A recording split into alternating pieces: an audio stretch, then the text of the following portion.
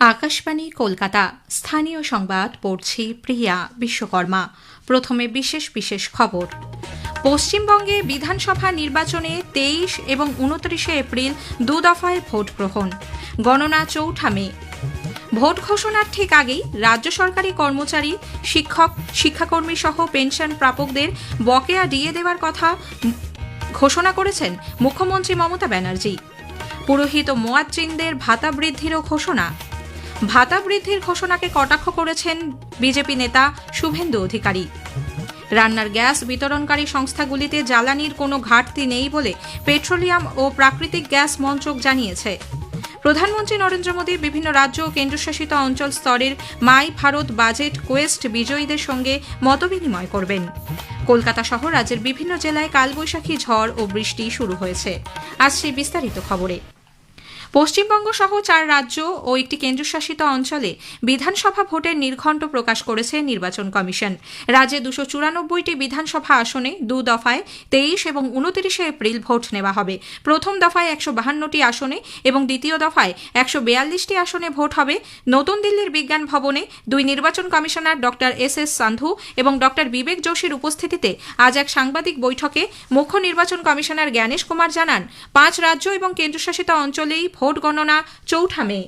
Pure electoral rolls are the bedrock of any democracy. With this objective, the special intensive revision is being conducted as per Article 326 of the Constitution to ensure that no eligible elector is left out, while no ineligible person is included in the electoral rolls. West Bengal, the final list on 20th February comprises of 6.44 crores, and the learned judges, after their adjudication, whatever supplementary list comes, they shall be added.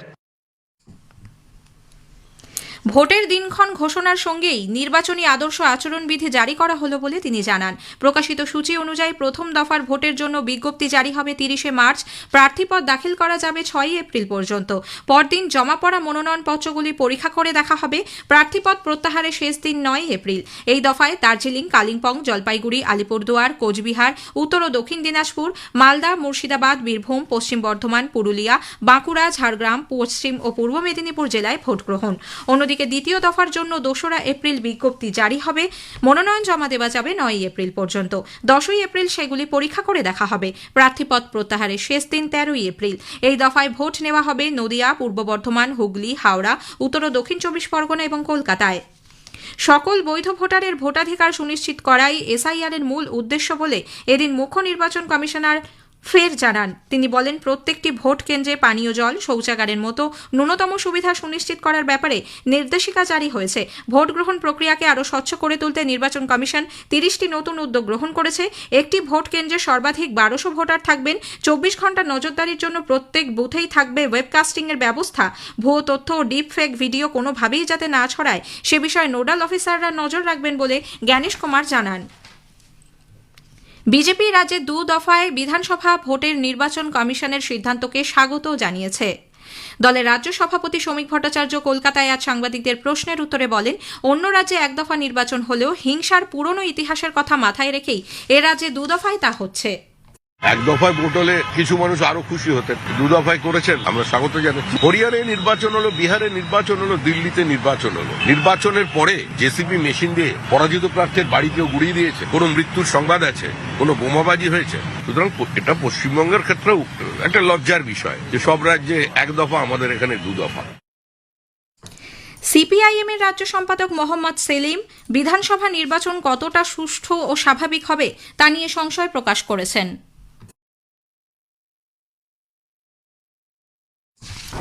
চলতি মাস থেকেই রাজ্য সরকারি কর্মচারীদের বকেয়া DA মিটিয়ে দেওয়ার কাজ শুরু হবে বলে মুখ্যমন্ত্রী মমতা ব্যানার্জি জানিয়েছেন।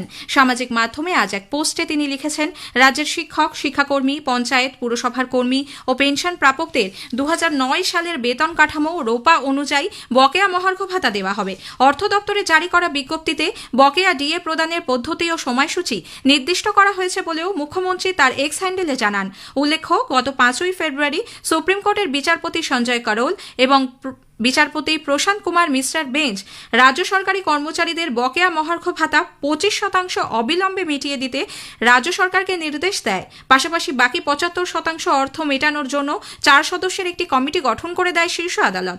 কমিটির আলোচনার পর 31 মার্চের মধ্যে বাকি 75%-এর প্রথম কিস্তি মিটিয়ে দিতে নির্দেশ দিয়েছিল বেঞ্চ। 15 এপ্রিল রাজ্য সরকার এবং কমিটিকে সর্বোচ্চ আদালতে এ ব্যাপারে রিপোর্ট দেওয়ার কথাও বলা হয়। বিরোধী দলনেতা শুভেন্দু অধিকারী বলেছেন, ভোট ঘোষণার আগে ডিএ ঘোষণা হাস্যকর। সামাজিক মাধ্যমে এক পোস্টে তিনি লিখেছেন, 1 পয়সাও দেবে না রাজ্য। এদিকে সংগ্রামী যৌথ মঞ্চের আহ্বায়ক ভাস্কর ঘোষ বলেছেন, রাজ্য সরকারি কর্মচারীদের আন্দোলন সফল হয়েছে।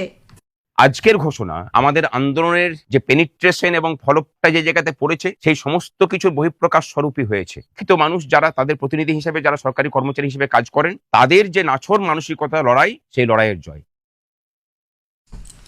রাজ্য সরকারি কর্মচারীদের যৌথ মঞ্চের আহ্বায়ক বিশ্বজিৎ গুপ্ত চৌধুরী বলেছেন, শূন্য পদে নিয়োগ এবং স্থায়ীকরণের দাবিতে আগামী দিনেও তাদের আন্দোলন চলবে। শুধু 25% মর্গ ভাতার এরিয়ারের অর্থই নয়, এই মুহূর্তে 40% মর্গ ভাতা বকেয়া। বেতন কমিশন প্রতিশ্রুতি দিয়েছেন কিন্তু গঠিত হয়নি। বিপুল শূন্য পদ, সেই শূন্য পদে স্থায়ী নিয়োগ এবং অস্থায়ী কর্মচারী যারা আছেন তাদের স্থায়ীকরণের যে কোর্টের নির্দেশ, সেটাকে কার্যকরী করার লক্ষ্যে আগামী দিনেও আমাদের সংগ্রাম জারি থাকবে।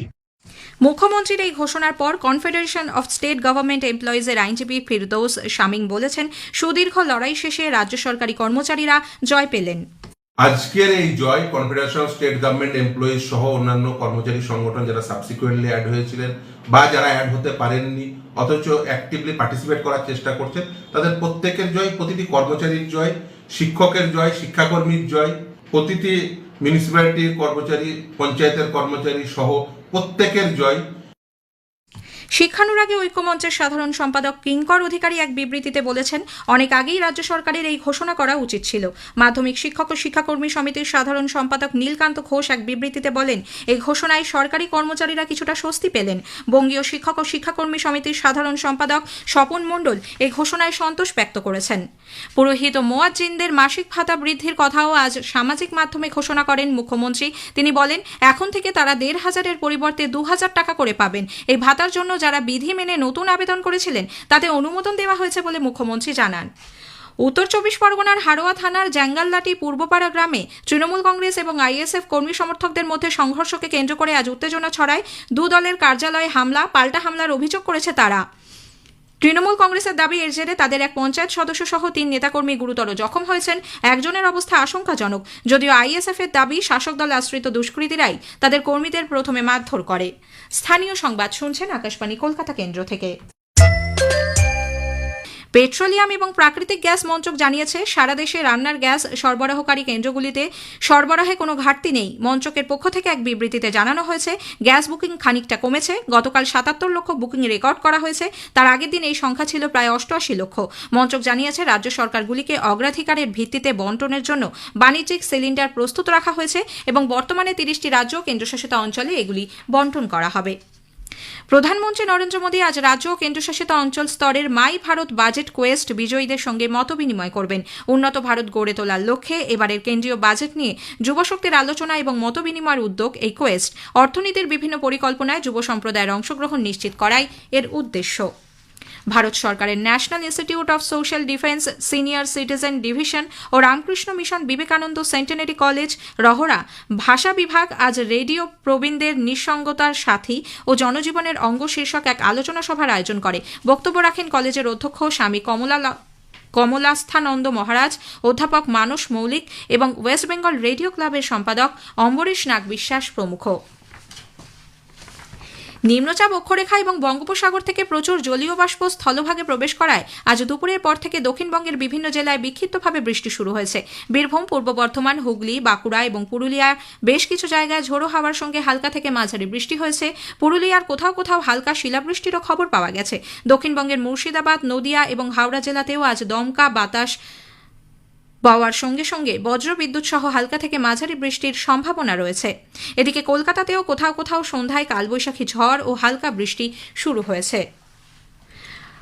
উত্তরবঙ্গের দার্জিলিং, জলপাইগুড়ি, কালিম্পং এবং আলিপুরদুয়ার জেলায় বজ্র বিদ্যুৎ সহ বৃষ্টি হচ্ছে। ইস্টবেঙ্গল ক্লাবের 63তম বার্ষিক ক্রীড়া প্রতিযোগিতা আজ ক্লাব মাঠে অনুষ্ঠিত হয়। সার্বিকভাবে ইস্টবেঙ্গল চ্যাম্পিয়ন এবং মোহনবাগান রানার্স হয়েছে। শেষ করার আগে স্থানীয় সংবাদের বিশেষ কিছু অংশ আরও একবার। পশ্চিমবঙ্গে বিধানসভা নির্বাচনে 23 এবং 29 এপ্রিল 2 দফায় ভোট গ্রহণ, গণনা 4 মে। ভোট ঘোষণার ঠিক আগেই রাজ্যে সরকারি কর্মচারী, শিক্ষক, শিক্ষাকর্মী সহ পেনশন প্রাপকদের বকেয়া দিয়ে দেওয়ার ঘোষণা মুখ্যমন্ত্রী মমতা ব্যানার্জির। স্থানীয় সংবাদ শেষ হলো, এরপর খেলার খবর 8টা বেজে 10 মিনিটে।